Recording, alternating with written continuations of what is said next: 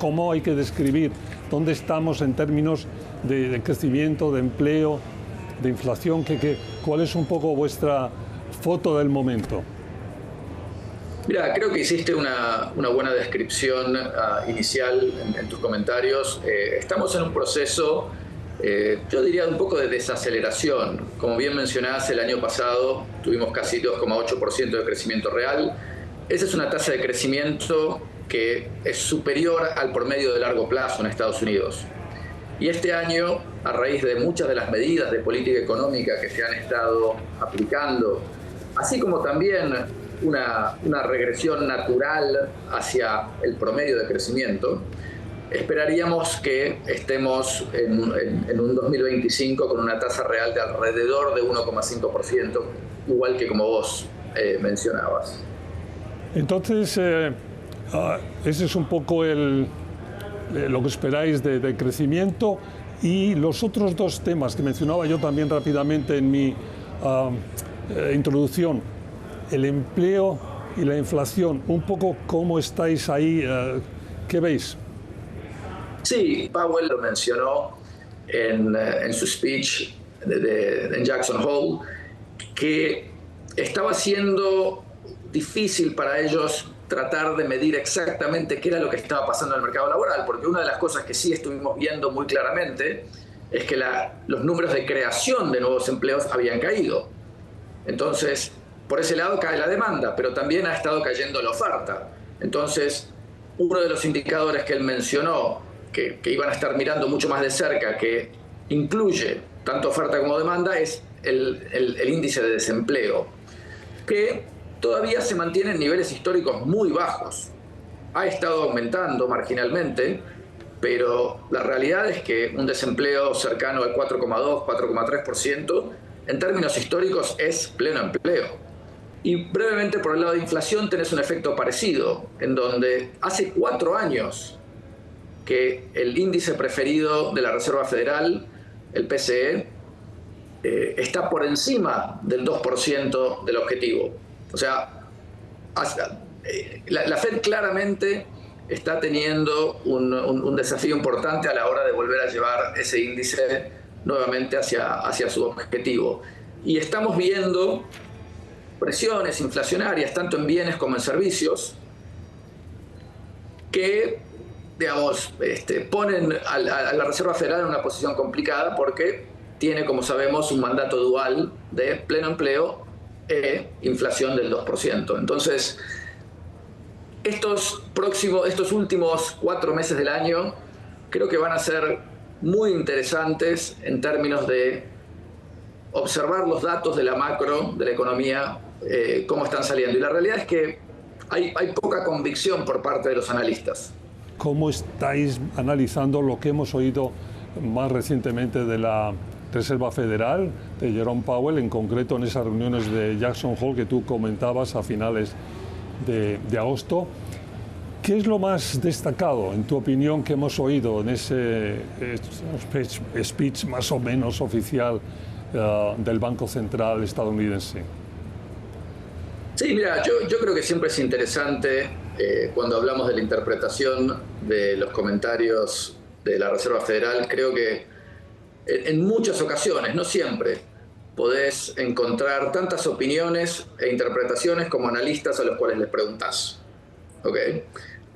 Yo creo que Powell está tratando de ser lo más balanceado posible a la hora de dejarse la mayor cantidad de opciones abiertas en cuanto a la política monetaria de la Reserva Federal. Creo que hubo una cosa en la que los mercados interpretaron que fue clara, que es que mencionó que el balance de riesgos había estado moviéndose hacia el mercado laboral, ¿no? Y el mercado laboral es donde estamos viendo algo más de flaqueza, digamos, en términos de sus dos mandatos. Ahora, parte de la interpretación es que esta inflación que estamos viendo, esta presión inflacionaria que estamos viendo, debería ser un movimiento, un ajuste del nivel de precios, digamos, de una vez. O sea, se aplican los aranceles, los precios de los bienes y servicios aumentan, y aumentan una vez. O sea, el precio supuestamente aumenta solo una vez. Eso genera un impacto inflacionario estadístico de un periodo hacia otro, pero no deberíamos técnicamente ver una suba sostenida en el nivel de precios, ¿no? Que es la definición de inflación. Entonces, la Fed está diciendo, bueno, tenemos que ver qué es lo que pasa con la inflación, porque quizás esto es una sola vez, el aumento de precios. Y por el otro lado, tengo un mercado laboral que ya viene varios meses sugiriendo que estamos perdiendo algo de trabajadores. La conclusión de todo esto fue que el mercado interpretó, después de estos comentarios, que la Fed efectivamente iba a recortar tasas una o dos o hasta quizás 3 veces hacia fines de año, ¿no? Y eso fue lo que impactó, digamos, al mercado. Disculpame. Déjame que salte ahí. ¿Qué estáis esperando vosotros de ese 1, 2 o 3? Porque efectivamente eso es lo que un poco repiten todos los analistas. ¿Vosotros estáis más en 1, más en 3? ¿Qué veis? Nosotros pensamos que, digamos, independientemente de si la Fed debería cortar o no, que es otra discusión, la Fed creo que ha preparado el mercado para un corte en septiembre de 25 basis points, ¿no? De 0,25%. Y creo que hay una probabilidad razonable de un segundo corte hacia fines de año, ¿no? O sea, 50 basis points en total en el 2025. Pero la verdad es que nuestra interpretación de todo esto es que la Fed no debería tener muchísimo espacio como para actuar agresivamente, como muchos analistas sugieren. O sea, hay muchos analistas que están hablando de 3% de Fed Funds. Nosotros no lo vemos como algo de alta probabilidad, porque consideramos que la tasa neutral hoy es más alta de lo que era históricamente. O sea, que no va a hacer falta recortar tasas de interés tanto como para equilibrar la economía. De hecho, hay una cantidad de indicadores que sugieren que quizás ni siquiera haría falta cortar 25 basis points de tasas, ¿no? Consideremos que la economía no parecería estar entrando en recesión. Estamos viendo una desaceleración, pero no necesariamente recesión. Los mercados claramente no están esperando una recesión. Las acciones están operando en máximos históricos, en valuaciones muy altas. Los spreads de riesgo de crédito están en niveles históricamente bajos. Como decíamos antes, el desempleo cerca del 4%. O sea, no hay grandes señales de una situación crítica en donde la Fed tenga que actuar agresivamente, ¿no? Entonces, creo que hay mucha discusión alrededor de eso. Nosotros estamos en el campo de que la Fed debería ser relativamente cautelosa con sus recortes de tasas.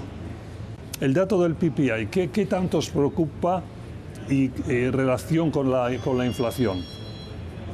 Mira, como mencionábamos antes, una buena parte de la presión inflacionaria está viniendo por la nueva política arancelaria de Estados Unidos, que, como decíamos, todavía no está totalmente definida. Los números siguen cambiando en términos de los porcentajes de los aranceles. Y esto hace que, digamos, distintos sectores y distintas partes de la economía reaccionen de manera muy despareja.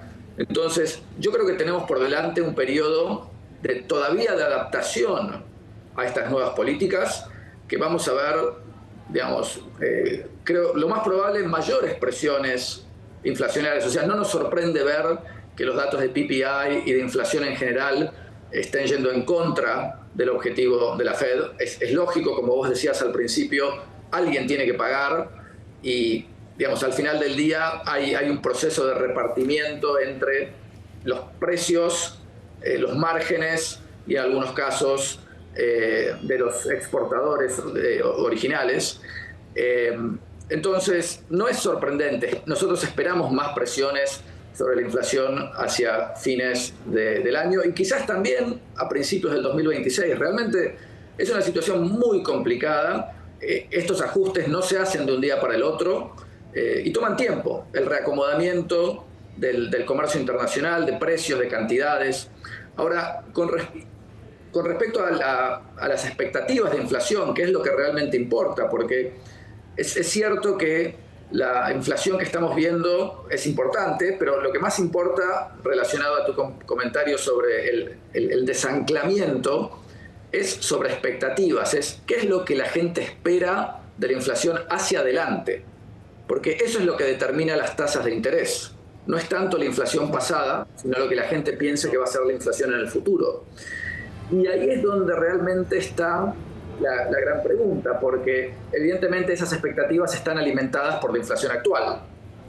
Entonces, la Fed tiene que tener mucho cuidado de no mandar un mensaje de que la inflación está necesariamente controlada, porque los últimos 4 años están diciendo que eso es lejos de ser cierto, ¿no? Y con toda esta incertidumbre de política económica, ese desafío de convencer a los consumidores de que la inflación va a estar bajo control se hace más difícil todavía hacia adelante.